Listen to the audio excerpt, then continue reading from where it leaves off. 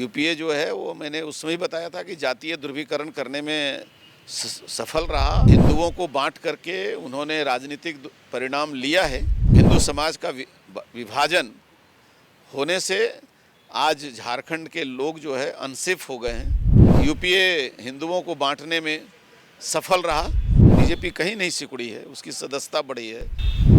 विधानसभा चुनाव में बीजेपी को हार मिली है। बीजेपी उसकी समीक्षा कर रही है लगातार और भविष्य की तैयारियां भी कर रही है।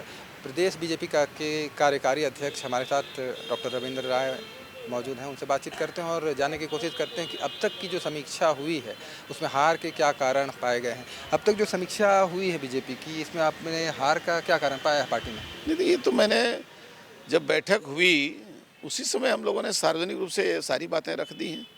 अब उसमें कोई नई समीक्षा तो हुई नहीं है। जब हमारे राष्ट्रीय संगठन महामंत्री आए और उनके नेतृत्व में जो समीक्षा हुई वो बातें सबके सामने रखी गई हैं और अब उसको दोहराने से कोई फ़ायदा नहीं। मैं तो इतना ही कहूँगा कि यूपीए जो है वो मैंने उस समय बताया था कि जातीय ध्रुवीकरण करने में सफल रहा और हिंदुओं को बांट करके उन्होंने राजनीतिक परिणाम लिया है।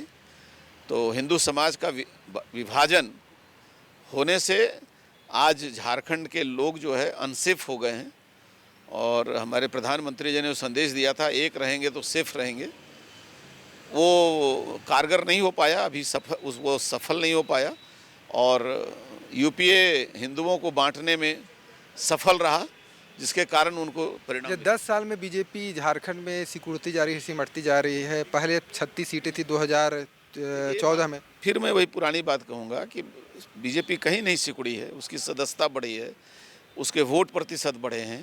विधानसभा में सिमटते जा रहे हैं। नहीं, विधानसभा में हमारी कुछ संख्या घटी है, लेकिन हम राजनीतिक रूप से हमारे प्रभाव क्षेत्र बढ़े हैं और पिछली बार से भी हमारे वोट बढ़े हैं। 69,000 वोट आया हमारे पास, लाख वोट आए हैं।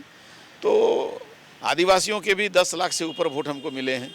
तो मुझे सर लगता है कि कहीं प्रभाव घटा है बीजेपी का, ऐसा नहीं है। 28 सीटें जो आदिवासी सुरक्षित है, उनमें हार की मुख्य वजह क्या मानते हैं?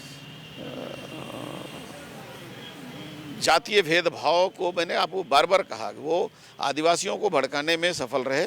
हम सामंजस्य स्थापित करने में प्रयास रहे।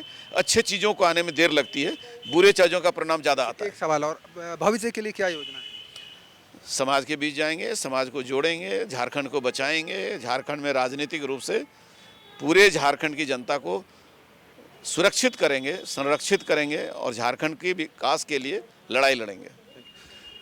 तो ये हैं रविंद्र राय, जिन्होंने कहा कि विपक्ष ने ध्रुवीकरण कर वोट हासिल किए और चुनाव में जीत हासिल की है, लेकिन बीजेपी अब फिर समाज के बीच जाएगी, जनता के बीच जाएगी और फिर से खुद को स्थापित करेगी।